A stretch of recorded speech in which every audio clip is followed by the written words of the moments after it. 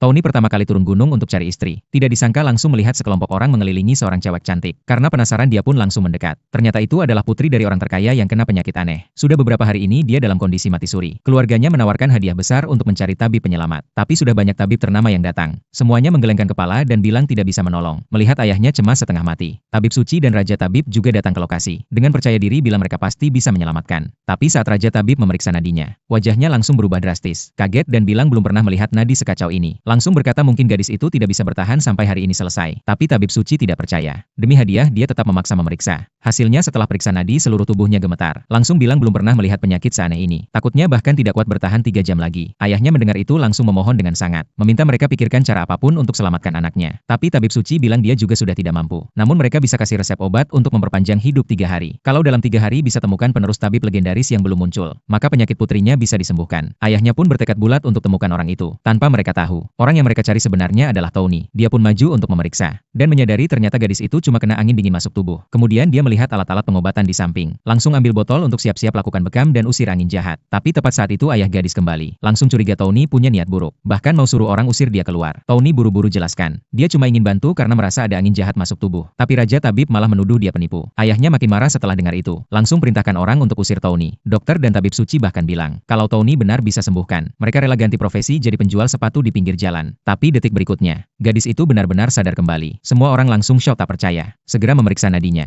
Hasilnya mereka makin terkejut. Penyakit yang tadinya tak bisa disembuhkan ternyata sembuh total. Baru saat itu mereka sadar. Kemampuan pengobatan Tony luar biasa. Orang kaya itu langsung umumkan hadiah besar untuk cari Tony. Sementara di sisi lain, Tony yang baru saja diusir, akhirnya menemukan tunangannya. Tapi calon mertuanya lihat dia berpakaian sederhana. Langsung tidak menganggap serius. Demi menguji kemampuan Tony, dia langsung gunakan teknik patah tulang. Membuat tangan Tony terkilir. Dia bilang kalau tulangnya bisa pulih sendiri dalam sebulan. Baru boleh jadi menantunya. Tapi tak disangka, tulang Tony langsung pulih dalam hitungan detik. Bahkan efek serangan memantul ke calon mertuanya. Dia langsung sadar kalau identitas Tony pasti luar biasa. Demi memastikan lagi, dia langsung masukkan 1 butir pil racun 100 ke mulut Tony. Tony mau muntah tapi tidak bisa. Tidak lama kemudian efek obat mulai muncul. Seluruh tubuhnya terasa panas seperti terbakar. Putri sulung langsung sadar ada yang tidak beres. Ibunya pun segera ambil kotak obat dan memeriksa. Baru ketahuan kalau pilnya sudah ditukar. Ternyata adik putri tidak suka Tony. Diam-diam menukar pil racun dengan pil cinta. Tony pun jadi tidak tahan. Langsung lari ke gentong air. Ambil air dingin dan siram ke tubuhnya. Detik berikutnya, tubuhnya memancarkan cahaya emas. Kekuatan yang tak tertahan membuat bajunya langsung hancur. Efek obat yang kuat langsung dipaksa keluar dari tubuh. Meskipun dia tidak terluka. Tapi efek khusus dari obat itu membuat ibu dan 2 putrinya semua terkena. Kemudian ketiganya karena terkena efek pil cinta dari Tony, langsung loncat ke dalam gentong air. Dan saat itu juga, kepala keluarga pun tiba di rumah.